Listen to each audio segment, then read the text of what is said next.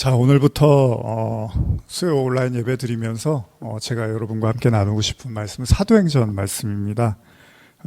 그래서 아까도 처음에 시작하면서도 말씀드렸지만은 사도행전 말씀을 통해서 또 우리 교회의 올해 또 표이기도 합니다. 오직 성령이 임하시면 너희가 권능을 받고 사마리아와 땅끝까지 이르러 증인이 된다는 말씀이 또 올해 저희의 표이기도 해서 이 예배를 통해서 알게 모르게 또 각 삶의 현장에서 누군가에게 복음이 전달되어지기를 바라는 마음으로 뭐 청년이든 학생이든 또 뭐 젊은이든 또 어르신이든 누구든지 각 계신 곳에서 그 그리스도의 사랑과 은혜가 전달되기를 바라는 마음으로 이렇게 또 예배를 시작하게 되었습니다.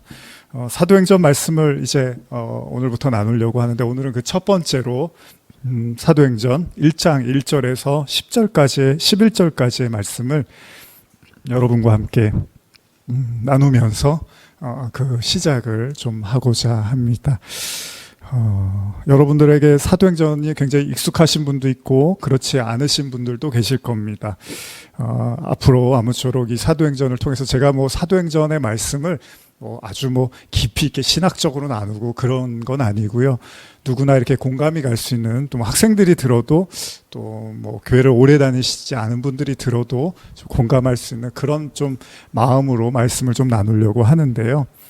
그래서 여러분들이 이 말씀을 들으시면서 그러나 사실은 뭐 신앙이 있든 없든 우리가 나에게서 누군가를 향해서 간다는 게 결코 쉬운 일은 아닙니다. 요즘은 더 그런 세상 같아요. 그래서 누구나 또 우리 자신을 또 깨어지고 또 누군가를 향해서 갈 수 있는 그런 은혜들이 예배를 통해서 나타나기를 바라면서 여러분과 함께 사도행전의 말씀을 나누고 싶습니다. 그럼 우리 한번 본문을 먼저 같이 읽어보고 그리고 말씀을 한번 나눠보겠습니다. 사도행전 1장 1절에서 11절인데요. 따로 PPT가 준비되진 않았습니다. 여러분들이 혹시 성경이 있으신 분들은 가정에서나 또 핸드폰을 통해서 성경 앱을 찾으시면 되고요. 없으신 분들은 제 목소리를 잘 들으시면 됩니다. 사도행전 1장 1절에서 11절까지를 한번 제가 읽어보겠습니다. 여기 계신 분들은 같이 읽으셔도 됩니다. 시작. 데오빌로여, 내가 먼저 쓴 글에는 무릇 예수께서 행하시며 가르치시기를 시작하신부터 그가 택하신 사도들에게 성령으로 명하시고 승천하신 날까지의 일을 기록하였느니라. 그가 고난받으신 후에 또한 그들에게 확실한 많은 증거로 친히 살아계심을 나타내사 40일 동안 그들에게 보이시며 하나님 나라의 일을 말씀하시니라. 사도와 함께 모이사 그들에게 분부하여 이르시되 예루살렘을 떠나지 말고 내게서 들은 바 아버지께서 약속하신 것을 기다리라. 요한은 물로 세례를 베풀었으나 너희는 몇 날이 못되어 성령으로 세례를 받으리라 하셨느니라. 그들이 모였을 때 예수께 여쭈어 이르되 주께서 이스라엘 나라를 회복하심이 이때이니까 하니 이르시되 때와 시기는 아버지께서 자기의 권한에 두셨으니 너희가 알 바 아니요 오직 성령이 너희에게 임하시면 너희가 권능을 받고 예루살렘과 온 유대와 사마리아와 땅끝까지 이르러 내 증인이 되리라 하시니라. 이 말씀을 마치시고 그들이 보는데 올려져 가시니 구름이 그를 가리어 보이지 않게 하더라. 올라가실 때 제자들이 자세히 하늘을 쳐다보고 있는데 흰옷 입은 두 사람이 그들 곁에 서서 이르되 갈릴리 사람들아 어찌하여 서서 하늘을 쳐다보느냐. 너희 가운데서 하늘로 올려주신 이 예수는 하늘로 가심을 본 그대로 오시리라 하였느니라. 아멘. 사도행전 1장의 말씀 여러분들이 잘 아시는 말씀입니다. 예수님께서 승천하시는 그 직전의 내용들이고 여기서 예수님은 처음으로 이제 성령에 대한 언급을 하시죠. 물론 이전에도 하셨지만 이제 처음이자 마지막으로 확실하게 너희들이 반드시 기다려야 될 것이 있는데 그것은 바로 성령이다라고 더욱더 명확하게 말씀을 하시고 승천을 하시는 내용입니다. 어린 시절에 여러분들도 한번 좀 떠올려 보셨으면 좋겠는데 그 어린 시절에 다들 뭐 지금도 그러신 분들이 계시겠지만 오랜 시간 동안 무언가 이렇게 푹 빠져서 지낸 적이 있으실 겁니다. 저도 그런 적이 있는데요. 아마 여러분들도 지난 삶을 돌아보면 무언가에 푹 빠져서 보냈던 그런 시간들을 한번 이렇게 떠올려 보실 수 있을 겁니다. 그러고 보면 사람들은요, 길든 짧든 무언가를 잊기 위해서, 근심이나 걱정을 잊기 위해서, 또 삶의 즐거움을 찾기 위해서 때로는 무언가 이렇게 푹 빠져서 보낼 때가 있잖아요. 저는요, 어렸을 때 그 프로레슬링을 굉장히 좋아했습니다. 그래서 정말 미친 듯이 그 사랑했어요, 프로레슬링을. 잘 기억은 나지 않지만 제가 어떻게 이제 그 프로레슬링을 좋아하게 됐냐면, 초등학교 때 이렇게 채널이 많지 않았잖아요. 지금처럼 뭐 채널이 많지 않잖아요. 몇 개 안 됐잖아요. 뭐 4개인가 3개, 4개 뭐 이랬잖아요. TV를 이렇게 돌리는데 이제 미국 방송 있었잖아요. AFKN이라고 하는 그 채널이 이렇게 돌리는데 갑자기 레슬링을 하고 있는데, 이게 뭐 듣도 보도 못한, 아니 저런 걸 텔레비에서 해준다고? 그러면서 TV라고 하죠. 텔레비가 아니고. 그걸 보면서 굉장히 제가 이렇게 신기하면서 되게 이제 관심을 갖게 된 거죠. 그러다가 이제 매주 토요일마다 그게 하는 걸 알게 됐어요. 그래서 영어를 잘 몰랐는데 이제 그거는 알게 됐어요. 이렇게 레슬링 어떤 그 상징 그 문구 있잖아요. 약자. 그걸 알아갖고 이제 신문을 보면은 그게 이렇게 딱 그 스케줄에 나와 있는 거죠. 그래서 토요일만 되면은 굉장히 이제 제가 기대가 되는 거예요. 당시에는 이제 5일제가 아니었기 때문에 토요일하고 일요일을 쉬는 게 아니었잖아요. 그래서 토요일도 이제 학교를 갔잖아요. 이렇게 고개 끄덕이시는 분들은 아시잖아요. 그래서 토요일 날 학교를 끝나고 이제 보통 12시, 1시 되면 이제 막 끝나서 집에 오면 제가 기억에 한 2시쯤 했던 것 같아요. 그래서 밥을 빨리 먹고 이제 그 레슬링 방송을, 흑백 TV였죠. 그걸 이렇게 트는 거죠. 그게 제 인생에서는 가장 그때 그 당시에는 가장 행복했던, 가장 즐거웠던 기쁨의 순간이 아니었나 생각을 해봅니다. 지금처럼 그때는 뭘 보고 싶다고 해서 아무 때나 뭘 볼 수가 없잖아요. 지금이야 뭐 인터넷만 들어가면 뭐 아무 때나 뭐든지 뭐 영화든 뭐든 다 볼 수가 있잖아요.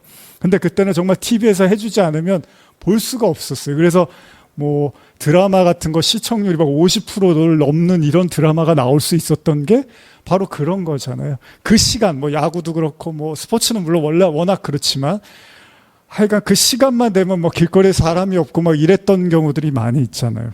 그게 바로 저한테는 그 레슬링을 보는 시간이었고, 그 시간이 저에게 굉장히 중요한 시간이었습니다. 저의 스케줄을 아무도 건드리지 않았으면 하는 시간이 바로 그 시간이었습니다. 근데 아마 이제 제 기억에 집에 이제 보일러가 고장이 나서 공사를 했던 기억이 나요. 이제 뭐 밑에서 물이 샌다고 뭐 그래서 공사를 했던 기억, 바닥을 뜯어내고 뭐 그랬던 기억이 나는데, 그러다 보니까 이제 집안이 막 어수선했어요. 그러니까 이제 집에서 자긴 잤는데 막 설자게 되는 거죠. 공사 때문에 어수선하고. 그러다가 이제 새벽에 이제 자꾸 깨고 그러니까 TV를 또 틀어본 거예요. 그랬는데 어떻게 TV를 딱 틀었는데 그 일주일에 토요일에 2시에만 하던 그 레슬링이 새벽에 하고 있는 거예요. 그래서 제가 그걸 보고서 깜짝 놀라서, 그것도 토요일 2시에 할 때는 되게 그렇게 재밌는 게임이 아니었어요. 한 명은 슈퍼스타인데 한 명은 그냥 이렇게 아마추어하고 이렇게 싸우는 거였는데, 그 시간대에는 슈퍼스타들끼리 막 싸우고 있는 거예요. 그걸 보면서 제가 너무나 흥분을 해갖고, 뭐, 지금까지도 제가 그 희열을 잊지를 못해요. 그 새벽에 생각지도 못했는데, 굉장히 스페셜한 게임이었습니다. 너무도 흥분한 나머지, 너무 그 시간이 제가 지금까지도 이렇게 얘기를 하고 있잖아요. 그때부터 이제 주말이 되면 또 무슨 짓을 하기 시작하냐면, 토요일 낮에만 이제 틀던 거를 토요일 새벽이 되면 이제 몰래 TV를 마루에 있었는데 이제 틀기 시작을 하는 거예요. 제가 이제 마루에서 잤었는데, 그러니까 혹시나 할까 봐 그러다가 밤을 샌 적 되게 많았어요. 그때 이제 체력이 되니까, 어린애니까. 근데 또 한 번 하지 않을까, 새벽에 또 나오지 않을까, 이런 기대감을 가졌어요. 아마도 제가 그렇게 초등학교 시절을 보내고 중학교에 들어가서도 한동안은 굉장히 그 중요한 관심사가 레슬링을 보는 거였습니다. 그래서 친구를 사귀게 됐는데, 이제 중학교 때 제일 친했던 친구도 바로 그 레슬링 때문에 이제 대화가 되니까 그것 때문에 사귀게 됐고, 사실 그 친구 때문에 교회를 나가게 된 거니까 이 프로레슬링이 저한테 끼친 영향은 제가 결국 목사가 됐으니까 그 레슬링 얘기하다가 그 친구 쫓아가서 교회도 나가니까 결국은 굉장히 크다라고 볼 수도 있죠. 물론 거기까지였습니다. 그렇게 흠뻑 취해 있었던 프로레슬링이요, 교회를 다니면서 이상하게 그 친구들하고 이제 교회 친구들하고 친해지면서 어느 순간부터 제 관심 밖으로 이렇게 벗어나기 시작하더라고요. 그리고는 꽤 많은 시간이 흐르고 아마 제 기억에 이제 대학쯤 돼서 다시 레슬링을 좀 봤던 것 같아요. 제 아내는 저를 너무 잘 아니까 잘 알겠죠. 예. 지금 생각해 보면 왜 그렇게까지 내가 좋아했지? 뭐 그런 생각이 듭니다. 근데 그 어린 시절에는요, 제 노트를 보면은 맨 낙서가 다 레슬링 관련된 낙서예요. 그 선수들 이름하고 마크하고, 심지어는 제가 제일 자주 그리던 그림이 그 레슬링을 그리는 거였어요. 링을 그리고 거기 막 수많은 관중들이 모여있는 그 그림이 제 노트에 굉장히 많이 그려져 있었어요. 그게 저한테는 굉장히 즐거움과 흥분이 됐던 거죠. 심지어는 제가 어떤 일까지 했냐면, 그 이제 노트를 찢어갖고 그 이제 스케치북 같은 걸로 그런 데다가 만화를 그렸어요. 레슬링 만화를 그려갖고 그걸 일주일에 한 편씩 그려서 저하고 친했던 그 친구한테 주는 거예요. 다음 편을 기대하라 그러면서 또 그려갖고 주고, 아주 레슬링에 완전히 그렇게 빠져 있었던 거죠. 정말 좋아했습니다. 뭐 사랑했었어요, 정말로. 물론 저만 그랬던 건 아닌 것 같습니다. 당시에 제 또래들도요, 그 학교에서 이제 쉬는 시간 종치면 뭐 하죠? 저 뒤에서 레슬링하고 놀잖아요, 애들이. 또 집에서도 레슬링 끝나고 밖에 나가보면 애들이 놀이터에서 레슬링하고 놀고 그랬습니다. 지금 생각해보면 정말 그 레슬링이 저에게는 너무나 중요했는데, 더 중요한 건 뭐냐면 이 레슬링 경기가 주기적으로 또 스페셜한 경기를 해요. 그래서 1년에 4번 이제 중요한 경기들이 있어요. 봄, 여름, 가을, 겨울. 아주 크고 오래 하는 경기. 한 번 할 때 3시간씩 하는 그런 경기들이 있어요. 그거는 막 몇 달 전부터 이제 기다리는 거죠. 그날만 오기를 바라는 거예요. 봐도 질리지 않았고요. 보고 있으면 너무나 행복했고, 끝나면 너무 아쉬웠습니다. 그 레슬링 끝날 때 그 마음이 되게 복잡했어요. 다음 주를 또 어떻게 기다려야 되나. 이 여성분들, 드라마 좋아하시는 분들 그런 마음 있잖아요. 되게 재밌게 보고 있는데 딱 끊어져 버리면, 설마 했는데 끝나버리면, 또 일주일을 어떻게 내가 살아야 되나. 근데 이제 그게 기대도 되고 뭐 여러 가지 복잡한 마음이 있잖아요. 근데 그렇게 미쳐있던 레슬링이요, 신기하게도 교회를 다니면서 저의 관심 밖으로 이렇게 밀려나기 시작했다는 겁니다. 지금 생각해보면 또 그것도 신기해요. 어떻게 그렇게까지 미쳐있었는데 밀려날 수 있을까? 우리는요, 때때로 우리가 좋아하는 그 무언가로 인해서 현재 우리가 처한 환경을 잊기도 합니다. 그러니까 우리가 직면해야 되는 현실이라든지 혹은 뭐 해결해야 되거나 책임져야 될 그 어떤 부담과 스트레스, 또 다른 무언가를 우리가 잊기 위해서 때로는 어딘가 이렇게 사로잡혀 지낼 수도 있다는 거죠. 저도 그랬던 것 같아요. 생각해보면 제가 그렇게 프로레슬링을 좋아했던 시절에 저희 어머니는 그거 좋아하기 얼마 전에 갑작스럽게 교통사고로 갑자기 너무나 힘들어지시게 됐고요. 그러다 보니까 가정도 아무래도 어머니가 아프시니까 좋지 않았습니다. 또 아버지께서도 건강이 좋지 않으셔갖고 또 다니시던 회사를 관두시기도 했거든요. 그러니까 어떻게 보면 물론 그런 와중에도 부모님께서는 또 저와 누나를 키우시기 위해서 정말 최선을 다하시고 애쓰셨습니다. 그러나 또 만만치 않은 환경과 상황들이 있었던 건 사실이었습니다. 어머니의 갑작스러운 사고는 저를 많이 위축하게 만들었고요. 또 아버지의 실직도 저에게 뭔가 모르는 마음의 이제 불안과 막막함을 가지기도 했습니다. 그럼에도 불구하고 두 분은 또 정말 애를 많이 쓰셨거든요. 지금 생각해보면 그 레슬링에 대한 기억이 그런 현실들을 어느 정도는 잊게 해줬던 것 같아요. 오히려 그 어린 시간들 속에서 느껴했던 그 불안이나 막막함이 제가 그렇게도 좋아했던 레슬링으로 인해서 즐거움과 위로가 됐던 것 같아요. 그리고 그 레슬링에 대한 그 관심이 조금씩 사라질 때쯤에 저의 관심은 이제 교회로 옮겨져 가게 됩니다. 처음에는 그냥 친구를 따라갔던 교회였는데요. 더 많은 친구들 만나니까 너무나 좋은 거예요. 그리고 학교에서 만나는 거랑은 좀 다른 거죠. 과자도 먹고 늦게까지 얘기도 하고 같이 노래도 하고 찬양도 하고 기도도 하고 하여간 그런 모든 시간들이 다 꿈만 같았던 너무나 행복했던 시간들이었던 것 같습니다. 그러다 보니까 어느 순간부터 이제 교회가 저에게는 너무나 중요한 곳이 됐고 친구들이 중요한 사람들이 되기 시작합니다. 그런데 그것도 잠깐이었어요. 그렇게 한 1, 2년을 보내다 보니까 갑자기 어떤 신앙적인 질문을 하기 시작합니다. 마음속으로. 뭐 이미 우리가 잘 알고 있는 얘기지만 갑자기 그런 생각이 드는 거예요. 나는 어디서 왔고 나는 어디로 가고 있지? 이런 관심들이 생기기 시작했습니다. 아마 중학교 3학년, 고등학교 1학년쯤 들어서면서 굉장히 심각하게 제가 그런 고민들을 하게 됩니다. 그리고 정말 신이 있나? 내가 교회는 다니지만 하나님이 세상에 정말 존재하는 건가? 그럼 악마도 있고 천사도 있는 건가? 진짜 사후세계가 존재하나? 종말이라는 건 정말 올까? 제가 종말에 대해서 관심이 많았거든요. 그래서 노스트라다무스 막 이런 책 같은 거 빌려다가 읽고 그랬어요. 전도사님한테도 보여드리면서 이거 어떻게 생각하세요? 맨날 물어보고 그랬는데 그때부터 굉장히 심각하고 진지한 고민들을 하게 된 겁니다. 물론 요즘도 가끔 TV 채널을 돌리다 보면 여러분들도 보시겠지만 레슬링을 보고는 합니다. 그러나 그 어린 시절의 그때의 마음 같지는 않습니다. 그야말로 심심풀이로 그냥 보는 거죠. 하나의 관심에서 다른 것으로 저의 관심이 바뀌게 된 거죠. 그렇습니다. 여러분들도 그러겠지만요. 절대 식을 것 같지 않던 어떤 관심사가 때로는 아주 자연스럽게 없어지기도 사라지기도 다른 것으로 옮겨지기도 하더라는 겁니다. 우리가 오늘부터 보고자 하는 사도행전은요, 어쩌면 예수라는 사람을 만나고 그가 늘 자신들을 가르치고 기적을 행하고 언제나 자신들과 함께 있으면서 지켜주고 보호해줄 거라고 생각했던 바로 그 예수의 제자들에 대한 이야기의 시작인데요. 엄밀히 말하면 예수님의 제자였던 그들이요, 이제 사도가 되어서 말 그대로 자신들이 이제 예수님이 했던 그 삶의 모습을 그대로 나타내야 되는 그 삶을 시작하려고 하는 시작점에 있는 책이죠. 사도행전의 시작은. 기적과 같은 이야기입니다. 사도행전은 누가 썼죠? 사도행전은 누가 썼죠? 누가가 썼죠? 사도행전은 누가가 썼습니다.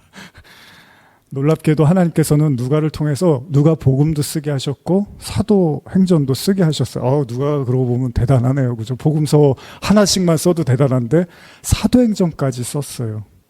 여러분, 사도행전은 사도들의 이야기를 낱낱이 보여주고 있다는 점에서 굉장히 중요한 책입니다. 왜냐하면 예수님을 만난 사람들, 그리고 예수님을 통해서 거듭나고 변화된 사람들이 어떻게 살았느냐를 보여주는 건데 이 사도행전이 없으면 얼마나 우리가 좀 어려웠겠어요.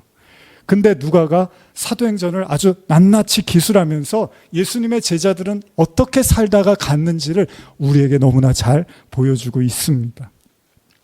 이미 우리가 잘 아는 것처럼요, 사도행전 1장에서 예수님은 십자가 사건 이후에 부활을 통해서 제자들을 다시 모읍니다. 그리고 40일 동안 함께 하십니다. 정말 꿈만 같은 시간 아닙니까? 예수님이 죽으셨는데 부활을 하셨는데 그냥 승천하신 게 아니라 40일 동안 그들의 곁에 있으면서 함께 하셨다는 거예요. 근데 뭘 하셨죠, 예수님이? 혹시 아시나요? 아까 본문에 나오는데 또 우리 교회 1월 신년 예배 때 이 본문을 나눴었죠? 예. 하나님 나라에 대해서 가르쳤다고 기록하고 있습니다. 그러니까 예수님이 부활하시고 40일 동안 하나님 나라를 설명하셨대요. 또 그 전에도 그러셨는데 또 그러셨대요. 그만큼 중요한 게 하나님 나라였나 봅니다. 우리가 잘 아는 것처럼 예수님은 제자들과 이제 얼마 남지 않은 마지막 시간에 그들에게 신신당부를 하십니다. 뭐죠? 예루살렘을 떠나지 말고 약속한 것, 즉 성령의 세례를 받으라고 말씀을 하십니다. 여러분, 성령의 세례, 제가 이전에 신년에도 말씀드렸지만 이 제자들에게는 너무 생소한 겁니다. 성령의 세례라는 게 뭐예요? 물로 세례는 받아봤지만 성령으로 세례를 받는다는 건 제자들에게는 한 번도 겪어보지 못한 일인데 예수님이 너무나 명확하고 분명하게 말씀하신 거예요. 너희는 반드시 성령으로 세례를 받아야 된다는 거예요. 물론 예수님께서 수차례 성령에 대한 언급을 하셨습니다. 내가 죽을 거고 성령이 올 거야. 내가 부활하고 성령이 올 거야. 예수님이 수차례 언급하셨지만 실제로 성령 세례가 뭔지 감도 오지 않습니다. 제자들은 아는 정보가 하나도 없습니다. 그렇기 때문에 굉장히 막막한 거예요, 이거는. 제자들은 굉장히 혼란스러웠겠죠. 도대체 성령 세례를 받으라는 게 무슨 말이지? 뭐가 영이 뭐가 이렇게 돌아다니다가 들어오는 거야? 어떤 얘기를 하시는 거야? 제자들이 묻습니다. 예수님한테. 사도행전 1장 6절인데 제가 읽어볼게요. 그들이 모였을 때 예수께 여쭈어 이르되 주께서 이스라엘 나라를 회복하심이 이때이니까, 이런 질문을 해요. 신년에도 나누었지만 제자들의 관심은 성령 세례는 모르니까 일단은 제껴두고, 그럼 예수님이 부활하셨으니까 이제 하나님이 보내신 아들로서의 역할을 다 하셨잖아요. 완성하셨으니까 바로 지금이 이스라엘 나라가 회복될 때입니까? 라고 질문을 합니다. 제자들이 이런 질문을 한 이유에 대해서 제가 가지고 있는 주석에서는 이렇게 기록하고 있는데요. 한번 제가 읽어드릴게요. 사도들이 예수께서 약속하신 것에 대해서 오해하고 있었음을 보여주고 있다. 예수님의 지상 사역 기간 동안 줄곧 그들은 이스라엘의 민족적인 독립과 회복을 통해서 실현되어질 하나님의 나라를 보고자 하는 소망을 가지고 있었다. 그러니까 눈으로 보는 회복을 기대했던 거예요. 그렇죠? 그리고 그 나라가 회복되면, 이게 중요해요. 이제 이스라엘이 회복이 되면 자신들이 권력의 자리에 앉게 될 것이라는 환상에 빠져 있었다. 예수의 십자가 처형과 더불어 그들의 기대는 산산이 부서졌지만, 그렇죠, 예수님이 죽으시니까 이제 다 틀렸구나, 예수님을 통해서 덕을 보는 일은 없겠구나라고 생각을 했는데, 이제 부활하신 주를 보고서 다시금 정치적 회복에 관한 기대가 되살아나게 된 것이다. 이게 주석의 내용이에요. 어찌 보면 예수님은 십자가도 지시고 부활도 하셨습니다. 그러니까 제자들이 예수를 통해서 이미 엄청난 하나님의 기적과 능력을 봤단 말이에요. 근데 중요한 게 있어요. 뭐죠? 제자들에게는, 제자들의 생각은 큰 변화가 없었다는 겁니다. 만약에 주석에서 이야기한 것처럼 그 추론이 맞다면 여전히 제자들의 관심은 이스라엘의 회복, 더 구체적으로 말하면 자신들의 입지에 대한 관심이었다는 거예요. 이제 내가 어떻게 될 거예요? 주님이 이제 부활하셨으니까 이제 저도 뭔가 되겠죠? 뭔가 잘 되겠죠? 이런 생각을 한 거예요. 사실 누가복음 22장을 보면요, 예수님이 자신이 유다에 의해서 팔리게 될 거, 그러니까 십자가 이전에 내가 이제 죽게 될 거야. 그리고 저 유다가 나를 팔 거야. 이런 얘기를 막 하시는데 제자들이 싸우죠. 뭐라고 싸우죠? 내가 더 큰 사람이 될 거야, 네가 더 큰 사람이 될 거야, 이러면서 싸우고 있어요. 예수님이 지금 죽는 거를 말씀하시는데. 이런 걸로 다툼을 합니다, 제자들이. 물론 예수님께서 그들에게 나라를 맡기시겠다는 표현도 하세요, 십자가 지기 전에. 그런데 그것이요, 제자들에게 정치적인 권력의 힘을 부여하겠다는 의미는 아니었는데 제자들은 그렇게 생각을 했던 거예요. 그렇기 때문에 예수님은 제자들에게 말씀하십니다. 예수님이 이런 이제 말씀을 하시는데, 이런 말씀을 하시는 이유는 아직 제자들의 관심이 예수님을 처음 만날 때하고 큰 차이가 없었음을 아시기 때문에 제자들의 질문을 무시하는 것처럼 예수님이 다음과 같이 말씀하십니다. 사도행전 1장 7절인데요. 이스라엘 나라를 회복하시면 이때니까라고 예수님께 묻자 예수님이 뭐라 그럽니까? 이르시되 때와 시기는 아버지께서 자기의 권한에 두셨으니 너희가 알 바 아니요. 물 한 잔 마시겠습니다. 죄송합니다.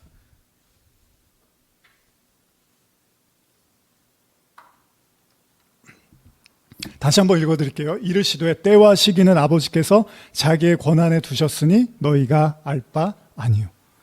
부활하신 예수님을 눈앞에 두고 이제는 고생 끝 행복의 시작이라고 간절하게 믿고 싶었을 제자들이었습니다. 그러나 예수님은 그것이 너희가 관심을 가져야 될 그것이 아니라고 말씀을 하시는 거죠. 제가 신년에도 설교했지만 오늘날의 많은 사람들이 크리스찬으로서 가지고 있는 관심이 정말로 하나님이 원하시는 관심인지를 생각해 볼 필요가 있는 대목입니다. 그게 진짜 하나님 나라에 관한 예수님의 그 메시지인지 아니면 제자들처럼 눈에 보이는 어떤 것에 대해서 관심을 갖고 있는지는 생각해 봐야 될 대목입니다. 사실 이 대화는요, 이미 여러분들이 아시는 것처럼 예수님이 승천하시기 전에, 그러니까 정말로 예수님과 제자들과의 마지막 대화입니다. 그러나 본문에 비춰보면 아직까지 제자들은 예수님의 관심을 잘 이해를 하지 못한 것으로 보입니다. 지난 3년간의 가르침과 그리고 몸소 보여주신 십자가와 부활도 제자들의 관심을 바꾸지는 못하더라는 거예요. 여러분, 그만큼 우리의 관심이 바뀌는 게 쉽지 않다는 겁니다. 제자들도요, 3년을 따라다니고 배우고 죽음과 부활, 그리고 그 부활하신 주님과 40일을 같이 있었음에도 예수님의 의미, 말씀의 의미를 잘 이해를 못하고 처음 가졌던 생각을 그대로 3년 이상을 끌고 오더라는 겁니다. 아마 이 대목에서 많은 크리스찬들은 자신이 갖고 있는 생각과 관심들이 과연 거듭난 관심인지를 생각해 볼 필요가 있을 겁니다. 우리는 착각하지 말아야 합니다. 그러나 여러분, 제자들이 뭐가 부족해서 그런 건 아닙니다. 제자들이 이런 얘기를 자꾸 엉뚱한 말을, 예수님이 무시할 만한 엉뚱한 말을 하는 거는 제자들이 뭔가 부족하고 기대 이하의 사람들이어서 그렇진 않다는 겁니다. 가끔 드리는 말씀이지만요, 제자들은 어떤 사람입니까? 이미 예수님을 따르기 위해서 모든 걸 다 벗어버리고 포기한 자들이었습니다. 그들은 유대인이었습니다. 유대인은 뭐죠? 종교적으로 어느 정도의 지식과 지혜를 갖춘 자들이고 하나님에 대한 신앙을 아주 깊이 있게 가진 자들입니다. 그런 자들이기 때문에 우리가 쉽게 제자들을 아유 왜 이렇게 딴소리를 해? 부활을 보고도 어떻게 저런 말을 해? 이렇게 할 수 없다는 겁니다. 그럼에도 불구하고 예수님의 승천 직전까지도 예수님이 말씀하시고자 하는 바에 대한 이해가 없다는 거죠. 이 지점에서 저와 여러분, 우리 모두는 이 고난, 저희가 이 사순절을 보내면서 진짜 나도 내가 정말 내 생각이 거듭났나? 내가 정말로 예수님이 원하시는 그런 생각들을 내가 갖고 있나라는, 내가 갖고 있는 관심사가 정말로 좋은 건가라는 생각을 할 필요가 있습니다. 과연 우리가 갖고 있는 관심이 예수님이 말씀하시는 그 관심과 맞는 걸까? 물론 자신의 신앙이 거기까지는 미치지 못하니까 나는 원래 신앙이 깊지 않아서 그래 라고 할 수도 있지만요, 그러한 사람들은 자신의 연약함으로 아직은 예수님의 숭고한 뜻을 깊이 생각하는 것조차 어렵다고 말할 수도 있습니다. 그러나 또한 어떠한 경우에는 나는 이미 예수님의 관심이 무엇인지 잘 안다고 여기고 있을지도 모릅니다. 마치 승천을 앞둔 예수께 자신들의 탄탄한 권력에 대해서 묻는 제자들처럼 말입니다. 제자들은 확고했어요. 이게 예수님이 원하시는 거라고 생각해서 이스라엘 나라를 회복하고 우리가 그 권력을 부여받는 것이 우리가 가져야 될 관심이라고 확고히 믿었다는 겁니다. 그러한 제자들에게 예수님은 이런 말씀을 하신 거예요. 그게 아니라, 그게 중요한 게 아니라 너희들이 진짜 알아야 될 게 있다는 거예요. 그게 뭡니까? 사도행전 1장 8절이죠. 우리 성도님들은 표를 보고 읽으시면 될 것 같아요. 같이 한번 읽어볼까요? 시작. 오직 성령이 너희에게 임하시면 너희가 권능을 받고 예루살렘과 온 유대와 사마리아와 땅끝까지 이르러 내 증인이 되리라 하시니라. 사실 예수님의 관심은요, 제자들과는 다르게 처음부터 끝까지 변함이 없습니다. 여러분, 변함없는 사람 좋아하시잖아요. 물론 좋은 쪽으로. 나쁜 쪽으로 변함이 없으면 싫잖아요. 근데 좋은 쪽으로 옛날이나 지금이나 변함없는 사람이 좋죠. 잘 아는 것처럼, 우리가 잘 아는 것처럼 예수님이 처음 베드로를 부르셨을 때 뭐라 그러죠? 사람을 낚는 어부가 되게 하겠다고 말씀을 하십니다. 그래서 제자들을 데리고 다니시면서 말씀도 가르치시고 기적을 통한 사역도 보여주시고 나아가 그들 스스로에게도 전도하는 법을 가르쳐 주십니다. 그렇습니다. 이 모든 일을 행하신 이유는 그들이 증인이 되라고 하신 거였죠. 증인이 뭐죠? 증인은 보고 들은 것을 말하는 사람입니다. 그런 의미에서 우리가 전하는 말씀들, 가끔 저는 이제 설교에 대한 고민을 하는 게, 설교는 공부해서 가르치는 게 아니잖아요. 내가 보고 듣고 깨달은 걸 증거하는 거지, 나도 모르고 성도들도 모르는데 내가 공부를 조금 더 해갖고 이날 누구는 이렇게 말하더라고요, 누구는 이렇게 말했대요, 누구는 이렇게 말했대요, 이런 얘기만 하는 게 설교는 아니잖아요. 내가 보고 듣고 깨달은 것을 전하는 거잖아요. 증인이잖아요, 그게.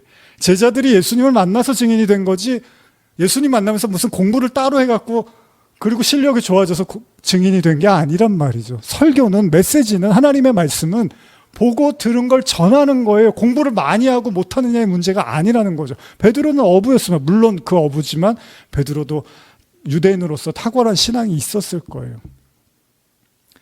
증인은 보고 듣고 깨달은 걸 그냥 있는 그대로 말하는 겁니다. 말씀을 전한다는 건 단순히 신앙 관련 서적들을 읽고서 나열해내는 논문 쓰듯이 인용하면서 나열해내는 걸 설교라고 하지 않습니다.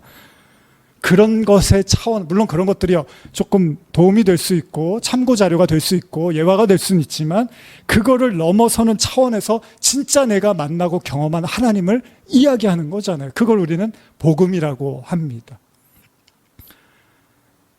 그렇기 때문에 예수님은 제자들에게 3년 동안 자신의 모든 걸 다 보여주셨고 그들은 이제 보고 듣고 깨달은 걸 전하면 되는 거예요.